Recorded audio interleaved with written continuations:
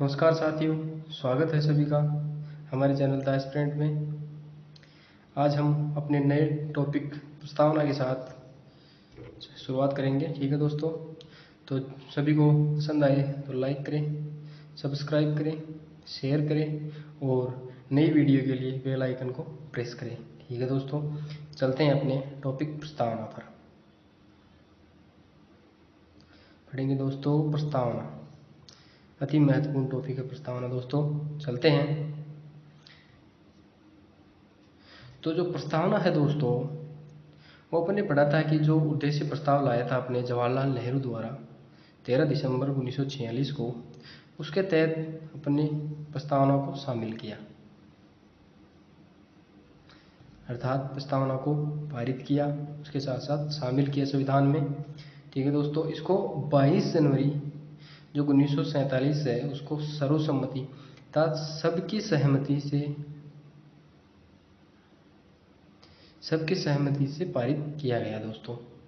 उसके बाद अपन देखते हैं कि दोस्तों संविधान को लागू करने के सबसे अंत में कि 26 जनवरी 1950 को संविधान लागू हुआ, उसके साथ सबसे अंत में अपने प्रस्तावना को लागू किया गया दोस्तों।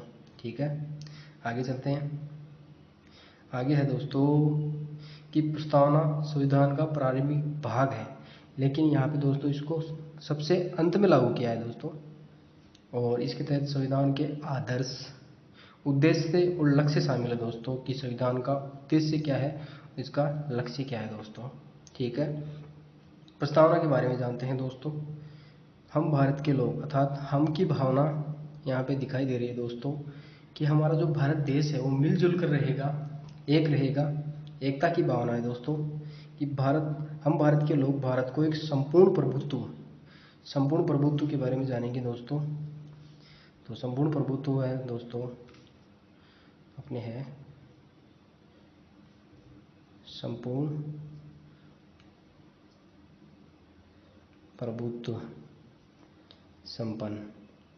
इसका अर्थ है दोस्तों जो हमारा भारत देश है, इंडिया है दोस्तों, वो कोई भी जो अंतर्राष्ट्रीय संधि करेगा, समझौता करेगा या नीति का निर्माण करेगा, तो उसके लिए किसी देश के निर्णय पे वो निर्भर नहीं होगा कि वो देश उस देश के निर्णय के आधार पर ही वो करे, कि जब वो देश उसे निर्णय देगा तब ही वो करे। इसलिए इसे संपूर्ण प्रभुत्व संपन्न की भावना को शामिल किया गया है दोस्तों। आगे चलते हैं।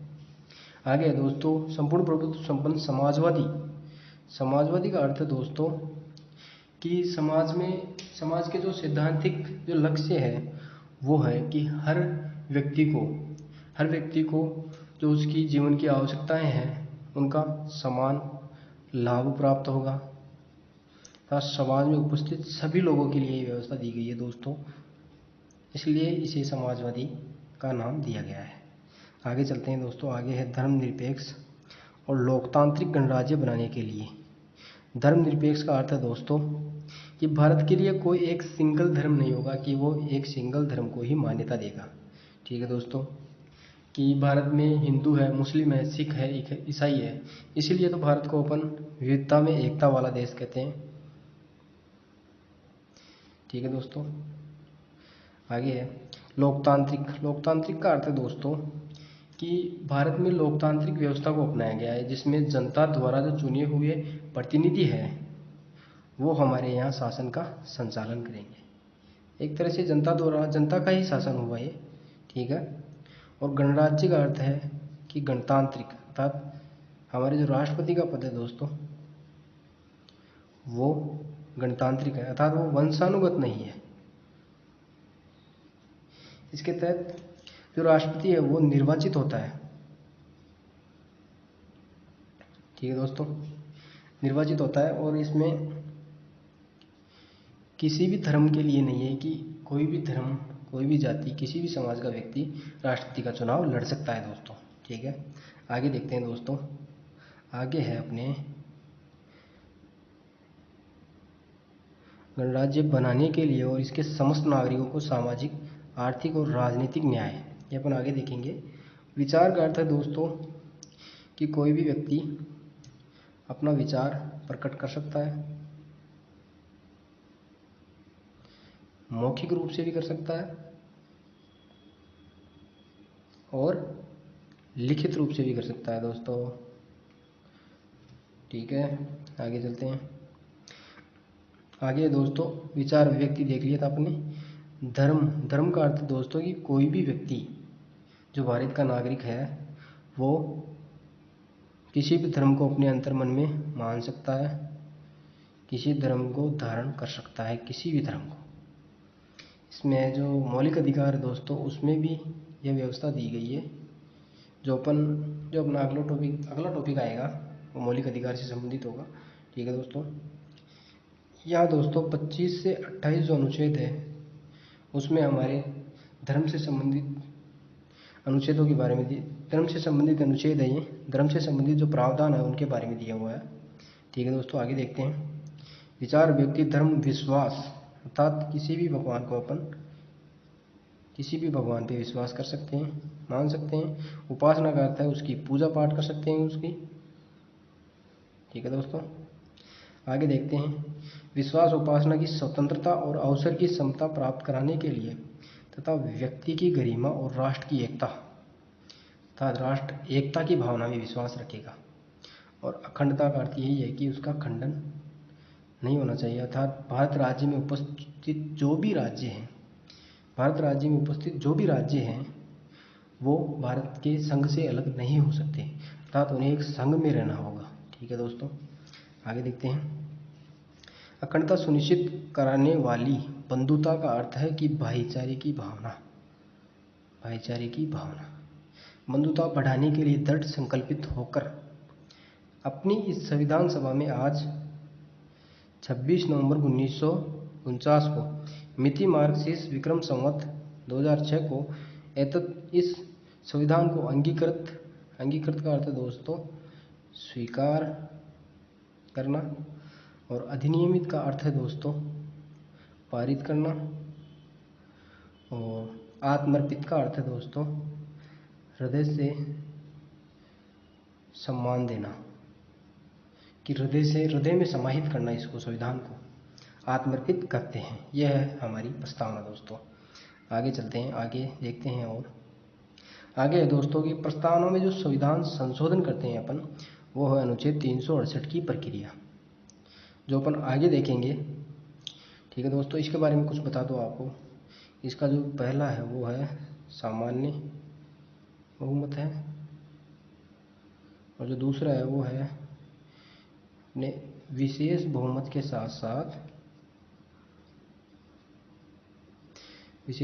साथ आधे राज्यों के विधानमंडल की सहमति होनी चाहिए। यहाँ जो हमारी लोकसभा और जो राज्यसभा है उसके 50+1 अर्थात 51%, और उपस्थित व मत देने वाले का 2/3% अर्थात 2/3 इस पर हस्ताक्षर करने चाहिए। ठीक है दोस्तों, आगे चलते हैं। आगे दोस्तों जो नोट है वो है प्रस्तावना में ऐसा कोई संशोधन नहीं किया जा सकता जो प्रस्तावना में दिए गए शब्दों की मूल व्यवस्था को प्रदर्शित करता है, अर्थात ये जो मूल व्यवस्था है दोस्तों ये ऐसी निर्धारित करता है अर्थात सुप्रीम कोर्ट।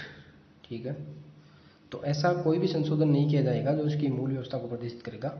ठीक है, आगे देखते हैं। इसमें जो संविधान संशोधन हुआ है वो है दोस्तों केवल एक बार हुआ है, वो हुआ है 42वें संविधान संशोधन के तहत 1976 को, जो अपने मोरारजी देसाई जी की सरकार थी उस समय हुआ। इसमें 3 शब्द शामिल किए गए दोस्तों, वो थे समाजवाद, पंथ निरपेक्षता, अखंडता, इनको शामिल किया गया है। प्रस्तावना में भारत शब्द का प्रयोग वो है 2 बार किया गया है दोस्तों, और प्रस्तावना में लोगों व नागरिक दोनों शब्दों को शामिल किया गया है दोस्तों। आगे देखते हैं। आगे दोस्तों न्याय के बारे में पढ़ते हैं अपन, कि जो सामाजिक न्याय है वो है कि समाज में उपस्थित जो भी व्यक्ति है उनको धर्म, मूलवंश और जाति, लिंग इनके आधार पर उनमें कभी भी भेदभाव नहीं किया जाएगा। ठीक है दोस्तों, और जो समाज में उपस्थित जो पिछड़े वर्ग हैं उनको कुछ विशेषाधिकार दिए जाएंगे, जैसे कि अनुच्छेद 16 में SC ST के लिए है, और महिलाओं के लिए 39 है, जिसमें बच्चों से संबंधित कुछ प्रावधान दिए गए हैं। ठीक है दोस्तों, आगे देखते हैं। आगे है दोस्तों आर्थिक न्याय। आर्थिक न्याय के तहत यह है दोस्तों कि आर्थिक कारणों के आधार पर किसी भी व्यक्ति के साथ भेदभाव नहीं होना चाहिए। इन आर्थिक कारणों में आती है अपने आय, संपत्ति और संपदा। ठीक है दोस्तों, और राजनीतिक कारण है कि हर नागरिक को समान चुनाव लड़ने और समान मतदान देने का अधिकार प्राप्त होगा दोस्तों। ठीक है दोस्तों, यहाँ ये मिसप्रिंट है, ये को है यहाँ पे। और जो मतदान करने का अधिकार है वो दोस्तों, उसकी जो उम्र है दोस्तों, वो 68वें संविधान संशोधन के तहत 21 से घटाकर 18 कर दी गई है दोस्तों, कि अब 18 वर्ष का कोई भी व्यक्ति या कोई भी नागरिक मतदान करने का अधिकारी होगा। ठीक है दोस्तों, आगे देखते हैं दोस्तों समता और समानता। अर्थात हर व्यक्ति को जो भारत में निवास करता है उसको प्रतिष्ठित रूप से और गरिमामय रूप से जीवन जीने का अधिकार होगा दोस्तों। ठीक है, और अवसर यहाँ पे यह है कि जो सरकारी, जो हमारे भारत की जो हर सरकारी नौकरी अर्थात हर सरकारी सेवा में वह शामिल हो सकता है, नियुक्ति हो सकती है उसकी। ठीक है, और नागरिक को आगे बढ़ने के अवसर प्राप्त होंगे दोस्तों। आगे देखते हैं दोस्तों, वह प्रमुख विवाद जो अपने प्रस्तावना से शामिल है कि प्रस्तावना संविधान का भाग है या नहीं है। तो पहला जो विवाद है वो अपने बेरुवाड़ी मामला। इसके तहत दोस्तों ये 1960 में हुआ। इस मामले के संबंध में प्रस्तावना के संबंध में एससी ने कहा कि जो प्रस्तावना है वो संविधान का भाग नहीं है। ठीक है दोस्तों, और जो नेक्स्ट आता है वो है अपने 1973 का केशवानंद वर्सेस केरल राज्य। इस विवाद के तहत एससी ने निर्णय दिया कि जो प्रस्तावना है वह दोस्तों संविधान का भाग है। और जो अगला आता है अपने वो है, इसके बाद जो LIC ऑफ इंडिया जो विवाद हुआ 1995 का, उसके आधार पर भी यही निर्णय दिया गया कि संविधान का भाग प्रस्तावना है, अर्थात प्रस्तावना संविधान का भाग है। और इसमें यह भी कहा गया कि संविधान अपितु संविधान का आंतरिक हिस्सा भी है प्रस्तावना, अर्थात न कि यह संविधान का भाग है बल्कि यह संविधान का आंतरिक हिस्सा भी है। ठीक है दोस्तों, इसके बाद हम जो संविधान में प्रस्तावना का महत्व देखते हैं दोस्तों, महत्व देखते हैं। इसके तहत हमारे जो संविधान के राजनीतिक, आर्थिक और सामाजिक जो नैतिक मूल्य है दोस्तों, उनका निर्धारण होता है। इन संविधान के जो राजनीतिक, आर्थिक और सामाजिक नैतिक मूल्य है उनका निर्धारण करती है दोस्तों, कौन करती है दोस्तों? प्रस्तावना। ठीक है दोस्तों, प्रस्तावना जो है वो संविधान का सार भी है, एक तरह से संविधान का मूल्यांकन है दोस्तों। मिलते हैं दोस्तों अगले टॉपिक के साथ। ठीक है दोस्तों, अगर किसी को वीडियो पसंद आई तो लाइक करें, शेयर करें और बेल आइकन को प्रेस करें दोस्तों, जिससे आपको जो नया नोटिफिकेशन आएगा उसकी सूचना प्राप्त हो जाएगी दोस्तों। थैंक यू, धन्यवाद।